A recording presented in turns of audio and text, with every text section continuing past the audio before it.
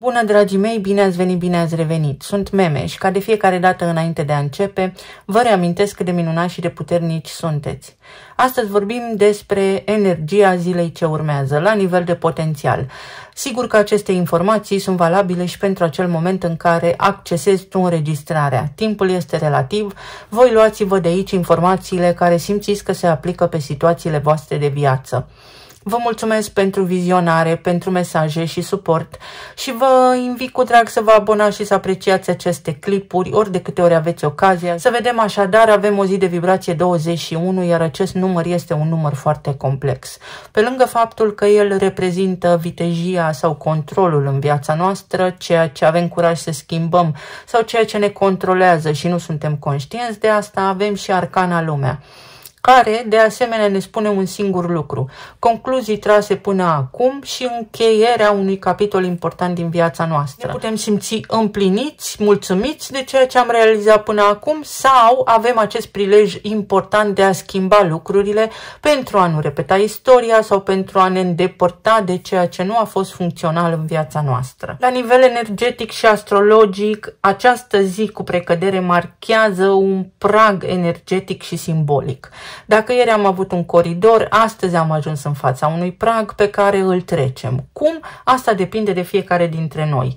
Soarele se pregătește să părăsească adâncurile Scorpionului și să intre în Săgetător. Trecem de la etapa de introspecție și de transformare, de intensitate emoțională, la o etapă de expansiune, la o etapă în care ne dorim să fim liberi, la o etapă în care simțim nevoia să ne bucurăm, să ne relaxăm puțin. Însă această zi nu vine fără tensiuni. Se formează o opoziție între Soare și Uranus, care este în Taur în retrogradare. Iar acest Uranus poate veni cu șocuri și surprize. Ne provoacă să reevaluăm stabilitatea sau conceptul despre stabilitate, resursele și valorile. Ce ieri părea sigur, astăzi s-ar putea să fie răsturnat în totalitate. Mercur este în retrogradare în Scorpion încă și ne amintește că trebuie să încetinim, să revizuim planuri și comunicarea, interpretarea noastră despre informațiile pe care le primim, să nu reacționăm impulsiv, ci mai degrabă să observăm și să înțelegem ceea ce auzim sau ceea ce ni se întâmplă. În fundal, planetele retrograde lente, respectiv Saturn, Jupiter și Neptun, adaugă profunzime, ne încetinesc și ne obligă să ne întrebăm ce structuri, ce valori, ce credințe mai au relevanță în viața noastră. La momentul de lună nouă au format acea mare trină, acel triunghi pe semne de apă. Și am avut un fel de suport și de plasă energetică în a putea implementa intențiile, în a putea planta noile semințe în viața noastră. La nivel colectiv și geopolitic, ziua aceasta se simte la fel de intens. Energia zilei poate genera schimbări neașteptate la nivel economic, în piețele financiare, la nivel de resurse, dar și fluctuații. Structurile acestea existente cu greu vor mai rezista în fața furiei, în fața emoției colective. Este posibil să apară negocieri surpriză, reactivarea unor conflicte mai vechi la nivel militar, dar și dezvăluirea unor informații ascunse. Atenție că poate fi vorba despre schimbarea percepției publicului. Oamenii să înțeleagă exact cine promite marea cu sarea și rămâne la etapă de promisiune sau cine promite și se ține de promisiune. Așadar, energia acestei zile la nivel general ne face atenți la detalii, ne face atenți sau ne cere să fim atenți, dar și curajoși. Ne provoacă să privim cu sinceritate la luptele pe care le ducem, pentru că nu toate luptele trebuie câștigate și nu în toate luptele trebuie să fim noi un erou. Nu în toate luptele trebuie să fim acolo. Avem nevoie de o nouă perspectivă și de o strategie pe termen lung pentru a câștiga, așa cum spune tot zicala, proverbul, războiul, nu doar lupta. Să acționăm conștient, să devenim conștienți, chiar dacă adevărul doare, pentru că de foarte multe ori oamenii aleg varianta scurtă, să meargă pe scurtătură, să nu știe adevărul, să nu caute să înțeleagă ceea ce se petrece, ci iau de gata tot ceea ce vine către ei pur și simplu pentru că este mai ușor și mai comod așa. În esență, ceea ce pare sau părea stabil se poate schimba, pentru că lucrurile se mișcă nu repede, foarte repede. Și dacă acum ne pare că lucrurile se schimbă foarte repede, să vedeți în anul ce urmează cum va fi energia și cum vom simți această viteză a luminii, a sunetului, fiecare pe cont propriu, pentru că Uranus când va intra în Gemeni, practic aș putea să spun următorul lucru: ceea ce a început deja nu mai poate fi schimbat, ci va conta foarte mult cum facem trecerea peste acest prag, cum facem față acestor schimbări, pentru că avem alegeri la îndemână.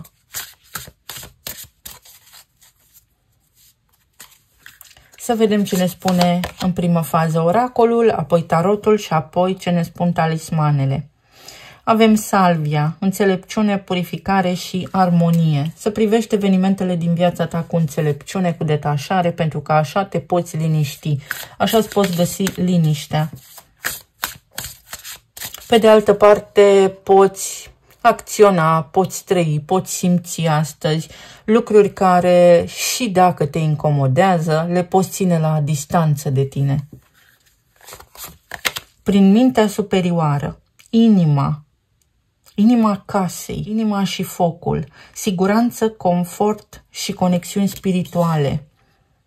Uite, în această perioadă, pe data de 21, poți lua o hotărâre importantă în viața ta, și anume aceea de a te înconjura doar de oamenii cu care ai subiecte de discuție în comun, oamenii care dau și primesc în egală măsură. Poți face doar lucruri utile, nu în zadar, pentru că altfel consumi energie vitală.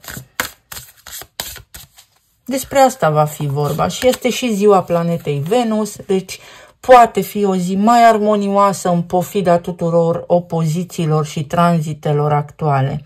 Și busuiocul, prosperitate, noroc și iubire. Nu știu dacă v-am mai spus, dar eu nu cumpăr flori și nici nu-mi place să primesc flori, pentru că nu vreau să le știu tăiate, chiar dacă ele au fost plantate special pentru a ne răsfăța nouă simțurile. Ci îmi cumpăr busuioc în ghiveci și uite, astea sunt florile care mie îmi împrospătează atmosfera în casă. Și să știți că de fiecare dată când îmi cumpăr, parcă îmi merge mai bine, parcă mă simt mai bine. Pentru că mirosul, sigur că interacționează cu creierul nostru, sigur că ne poate ajuta să avem o stare de bine. Ați văzut cum se activează o amintire mai veche când simțiți un miros? Simțiți miros de mâncare gătită și vă amintiți de casa copilăriei sau chestii de genul acesta. Să vedem. La nivel de plan material, emoțional și în relații, ce ne spune energia. M-am necăjit mai devreme pentru că am văzut că am luat un avertisment de la YouTube pentru nuditate. Asta apropo de luna nouă din Scorpion. Eu l-am luat acum ceva timp, dar nu m-am uitat pe statistici, nu am timp să stau să cercetez ce se întâmplă în spate în momentul în care încarc clipurile. Și asta a fost problema lumii în care trăim. O imagine din seturile mele de cărți de tarot, nu ceea ce se întâmplă în această lume, abuzurile sexuale asupra copiilor și nu doar asupra copiilor. Cartea mea de tarot. Da. Să vedem la nivel de relații. 3 de spade, 4 de monede, asul de bâte și 2 de cupe. Uite că se sparge bula iluziei.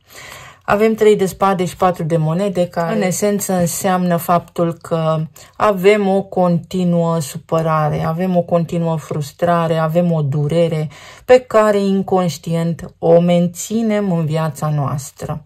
Iar asul de bâte și 2 de cupe ne spun că a venit timpul să trăim și să ne bucurăm de viață și să ne placă ceea ce facem. Să părăsim cuibul sau să ne găsim un alt cuib. Ori este vorba despre cineva care conștientizează că persistă într-o greșeală și poate lua o hotărâre de a repara lucrurile. Deci poate fi o zi pentru împăcare, poate fi o zi pentru alungarea durerii, Poate fi o zi în care unii dintre voi să luați o hotărâre să vă îndepărtați dintr-o anume relație care vă ține pe loc, care este platonică. Sunteți ca și colegi de apartament sau lucrurile și-au atins potențialul maxim și voi acum puteți trece pragul despre care vorbeam anterior către o nouă viață, către o nouă relație. Puteți pune puțină sare și puțin piper. Avem apa și focul, care sunt elemente primordiale în această creație. Deci puteți crea, puteți aduce, puteți ancora noutate în relațiile voastre. Aceia dintre voi care sunteți singuri, să vă ajute Uranus în Taur acum în opoziție cu Soarele, și să aveți parte de un eveniment neașteptat prin care să întâlniți pe cineva. Însă, pentru că este o opoziție, s-ar putea să fiți vehemenți sau să aveți așteptări sau să fiți reticenți. Energia ne spune să ne relaxăm puțin, mai ales pentru că este o zi de vineri guvernată de Venus, zeița iubirii. Pentru aceia dintre voi care ați avut provocări cu banii, se sparge bula și în acest context. Adică puteți să vă reveniți, puteți afla niște vești bune la nivel financiar, dacă aceasta a fost baza pentru discuțiile pe care le-ați avut în ultima perioadă. Iar alții dintre voi puteți ajunge la o concluzie că aveți nevoie de mai multă conectare, că trebuie să faceți ceva pentru a vă conecta, pentru a vă acorda reciproc mai multă atenție unul celuilalt.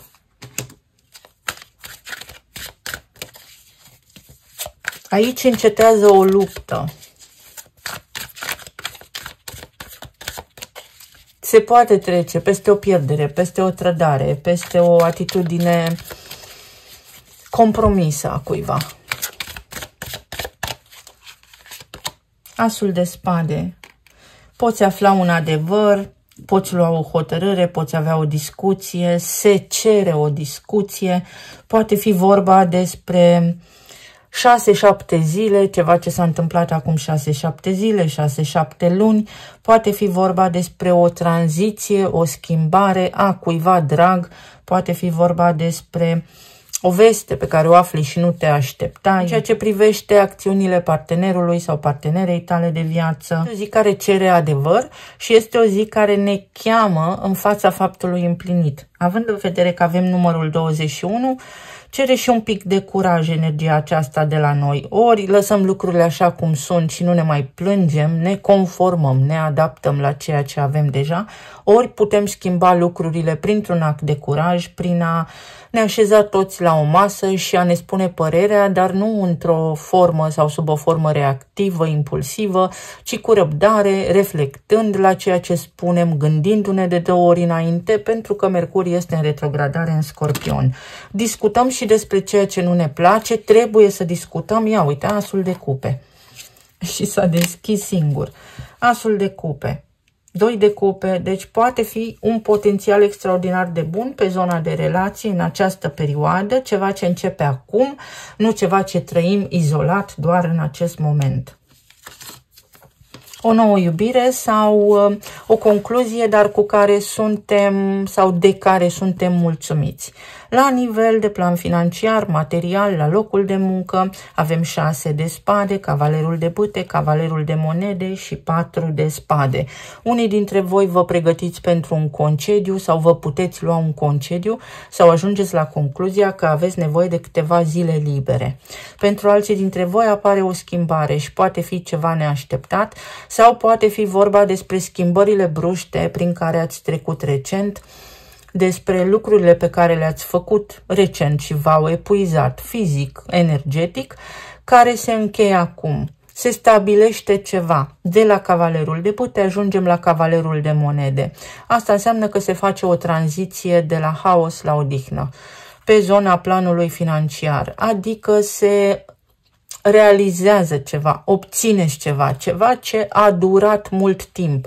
Poate trebuia să încasați niște bani, poate trebuie să puneți un picior în prag aici și să spuneți ce aveți de făcut, mai ales că suntem în fața acestui prag.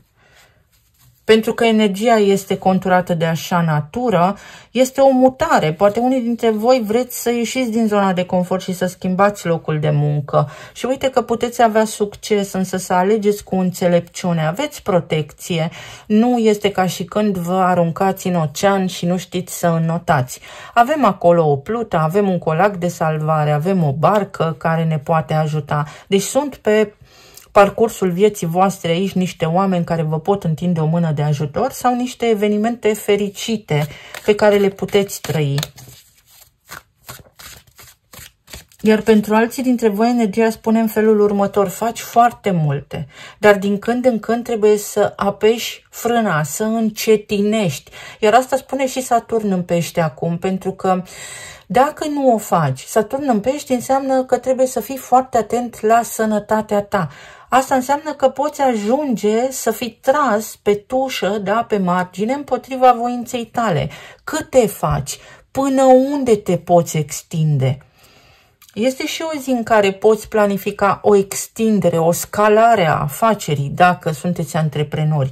Însă trebuie făcută cu cap, trebuie făcută planificat, pentru că altfel s-ar putea să primiți ceea ce vă doriți, dar să nu aveți energie să susțineți această extindere. Pot fi vești că locul vostru de muncă se extinde cumva sau apar niște schimbări aici. Conversații despre schimbări. 10 de monede. Timp petrecut mai mult cu familia, încasați niște bani, se întâmplă un eveniment fericit care implică casa, familia, ceva ce nu a început în această perioadă. Îmi vine în minte Balanța, poate a început în anul 2023 sau ceva ce are legătură cu un număr 7. Pentru alții dintre voi se echilibrează ceva în ceea ce privește relația cu ai voștri copii sau la nivel financiar în legătură cu ai voștri copii.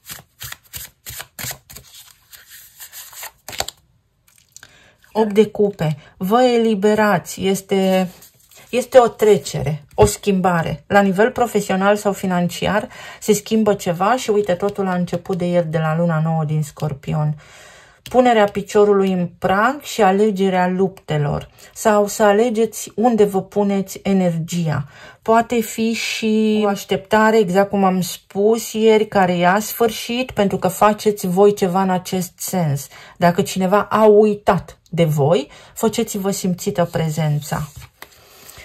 Iar la nivel emoțional, extraordinar, foarte mulți dintre voi, uite că am simțit Balanța și este și Berbecul și Balanța, este vorba despre identitate, este vorba despre respect, despre un respect câștigat și despre a spune oamenilor din jurul vostru cine sunteți, dar prin energie, nu foarte vocal. Simpla voastră prezență și atitudinea voastră poate schimba energia de acum înainte, dinamica într-o relație, la locul de muncă, vă poate schimba pe voi înșivă și vă poate schimba viața. Poate fi vorba despre soluționarea unor acte în ceea ce privește locul de muncă, unor acte care au depins de semnătura cuiva. Se semnează ceva, este doar o chestiune de timp să vedeți cele agreate și implementate.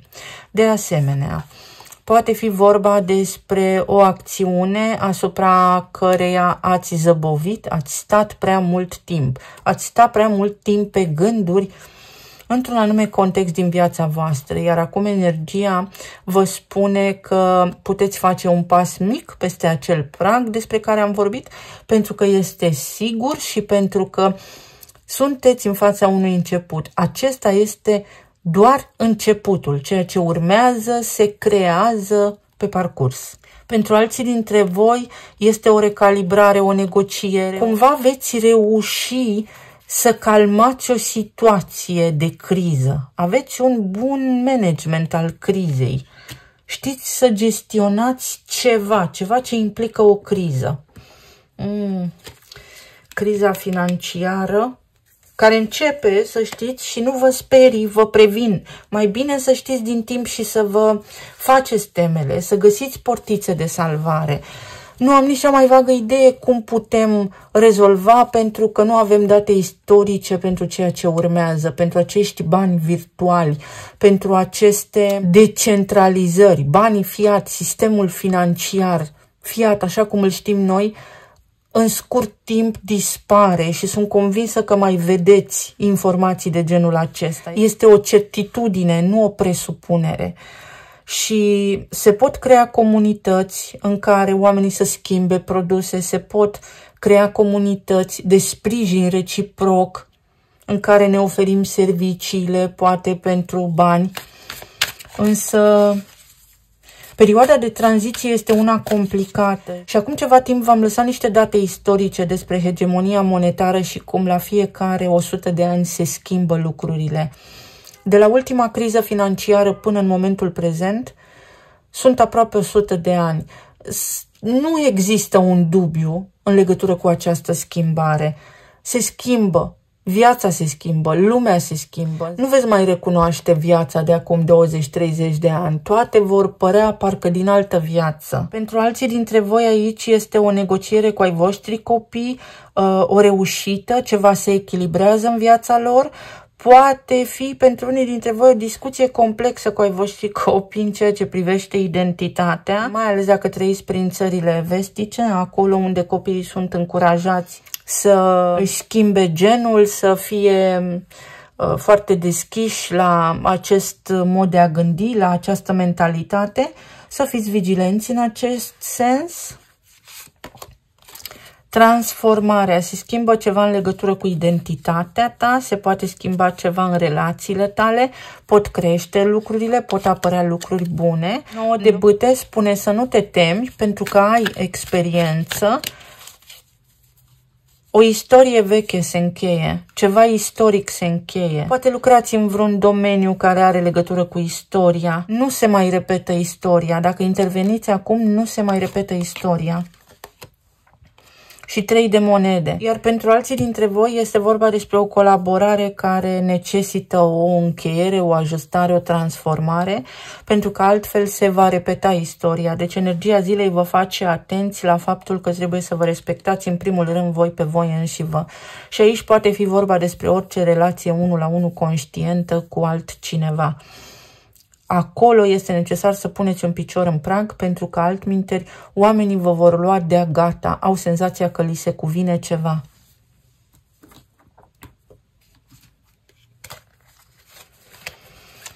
Și să mai vedem un mesaj. Oh, ce frumos! O doză de încredere oarbă, să aveți încredere în voi, pentru că aveți experiență, fix despre asta este vorba, sau încredere că ceea ce faceți este bine. Vă spuneți voi, vouă înșivă, hai că pot, e bine ce fac. O schimbare de direcție, o schimbare care vine cu foarte mult neprevăzut la pachet, să nu vă fie teamă de necunoscut, pentru că schimbarea este benefică. Va aduce stabilitate, va aduce un cadru mai stabil în viață. O evoluție, o schimbare care te duce pe o nouă traiectorie, către prosperitate. Uite, norocul, succesul și să stai fără grijă. Să vedem ce ne spun și talismanele.